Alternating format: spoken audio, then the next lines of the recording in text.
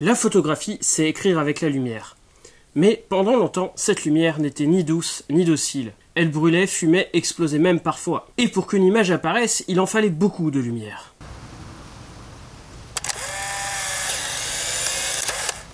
Bonjour et bienvenue dans Tech Antique. Aujourd'hui, je vous présente une expédition un peu particulière. On va partir à la découverte de l'histoire des éclairages en photo et en vidéo. C'est juste un petit aperçu des différents éclairages qui existaient. Je ferai des vidéos plus spécifiques sur certains types d'éclairage à la suite. On ira des premières bougies aux projecteurs LED les plus modernes. Et si cette vidéo brille un peu plus à la fin, c'est aussi grâce à mon partenariat avec KF Concept, qui m'a proposé d'ajouter leur éclairage dans la dernière partie librement et sans script imposé. Mais cette aventure lumineuse, elle était déjà en route bien avant eux. Avant la lumière électrique, le règne du soleil et du feu. Avant 1880, on ne faisait pas de photos, on domptait le temps. Les surfaces sensibles étaient tellement lentes qu'il fallait plusieurs secondes, voire minutes, pour obtenir une image. En extérieur, on attendait la bonne lumière, le bon soleil, et en intérieur, on pouvait oublier. À part quelques miroirs pour réfléchir un rayon ici et là, pas de photos sans lumière naturelle. D'ailleurs, on a eu notamment des photos en 1870 de la guerre où on avait des poses longues du champ de bataille, ce qui donnait des impressions assez particulières. Et quand on observait ces vieux portraits, on remarque des regards flous, des visages étrangement figés, des mouvements trahis par le temps d'exposition trop long.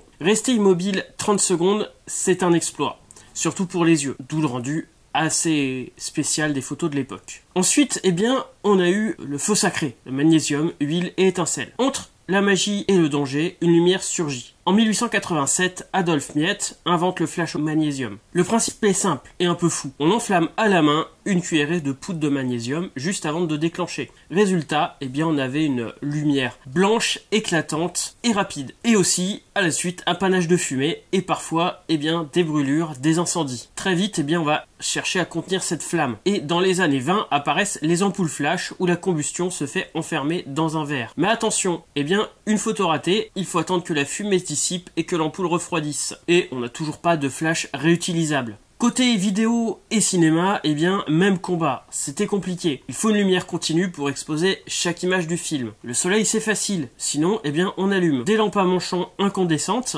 comme les lanternes Coleman, mais aussi des becs à gaz, comme ce qu'on avait au théâtre depuis quelques années déjà. Mais là où ça devient franchement inquiétant, c'est que la pellicule de l'époque était en nitrate de cellulose, un support hautement inflammable, qui prenait feu à 160 degrés, mais qui pouvait exploser avant. Et tout ça à côté des lampes bouillantes ou de flammes. Pas étonnant que certains studios aient littéralement pris feu pendant un tournage. Et c'était pas quelque chose de rare. Donc, on était bien content quand la suite arrivait, l'électrification avec le tungstène apprivoisé, avec la fée électricité qui entre en scène. Mais elle ne brille pas encore à pleine puissance. Les premières lampes à tungstène n'étaient pas utilisables pour le cinéma, étaient beaucoup trop faibles, comme une bougie en fait. Les premières lampes à harpe électriques éclairent violemment, mais elles sont super bruyantes, instables et dangereuses. La révolution, c'est l'arrivée des lampes à incandescence au tungstène assez puissantes, avec des modèles comme les fameuses Photoflood à partir des années 30. L'avantage, c'est qu'on avait maintenant une lumière continue, constante, avec une température de couleur à 3200 K, plutôt chaude mais prévisible. C'est pour ça qu'on a souvent encore ce mode tungstène sur nos appareils photo. Elles sont plus sûres et plus simples que les arcs, mais elles chauffent toujours énormément et consomment énormément d'énergie. Donc ça nécessite une alimentation secteur ou de groupe électrogène. Quelques modèles mythiques, le Moll Richardson Baby Junior ainsi que le Fresnel Tungsten, qui sont toujours utilisés aujourd'hui. Maintenant, il y a des versions modernisées, mais ces modèles sont des modèles cultes. Côté photographie, le flash électronique naît en 1947 grâce à Dimitri Rebikov. C'est une révolution, on peut désormais figer une balle en plein vol, avec des vitesses de l'ordre du millionième de seconde, mais ces flashs sont chers, complexes et encombrants. Alors pour le grand public, on démocratise des solutions plus simples,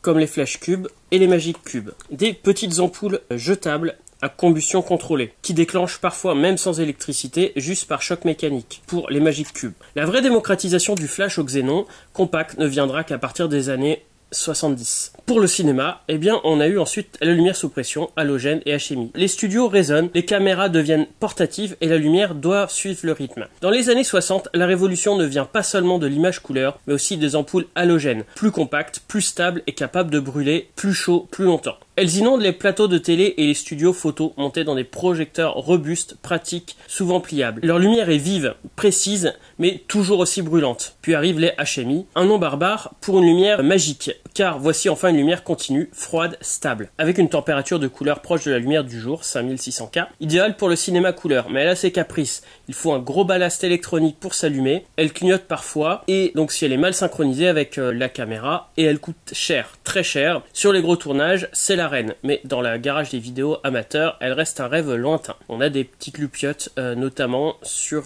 les caméras Super 8, mais la plupart du temps, pour les amateurs, en cinéma, comme avant pour la photo, on filme en extérieur. Et les tubes au xénon, capables de libérer une lumière vive et blanche pendant quelques microsecondes, apparaissent dans les années 70. On a notamment les flashs Cobra montés sur réflexe, mais aussi les flashs de studio sur batterie ou secteur qui sont beaucoup plus puissants et plus contrôlables. Les systèmes dans les années 80-90, on voit les systèmes TTL qui mesurent la lumière en temps réel, et cette fois-ci on a une lumière qui est beaucoup plus intelligente, automatique et contrôlée. Et surtout, réutilisable encore et encore. Ces flashs d'ailleurs deviennent si peu chers dans les années 90 qu'on les retrouve même sur des appareils photo jetables. Et cette fois-ci, on arrive dans le présent, avec le règne des photons dociles LED. Au début, les LED faisaient rire, trop faibles, trop bleues, trop plates, pour celles des années 90, puisqu'avant on était limité avec le rouge, jaune et vert. Mais à force d'innovation, elles se sont imposées partout, et aujourd'hui, elles sont devenues légères, réglables, pilotables à distance, silencieuses, et fonctionnent longtemps sur de petites batteries légères et surtout froides.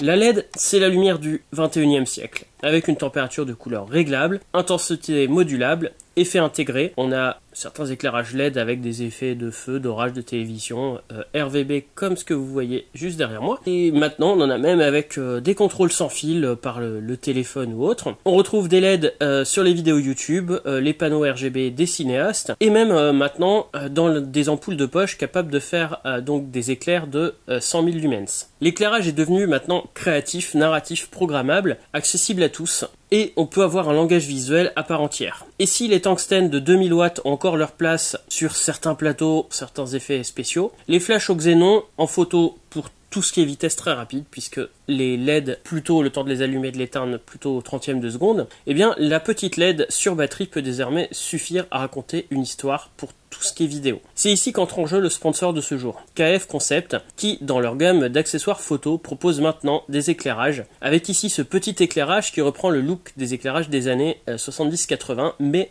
en miniature, qui fonctionne maintenant sur batterie et qui tient dans un sac à dos, pour un éclairage équivalent à ce qu'on avait dans les années 70, mais qui était beaucoup plus gros, lourd, cher, etc. Et le tout pour un prix parfaitement contenu. C'est même franchement impressionnant de voir comment ces lumières, d'une qualité très correcte, sont devenues portables et financièrement accessibles. C'était à peine croyable il n'y a même pas 10 ans.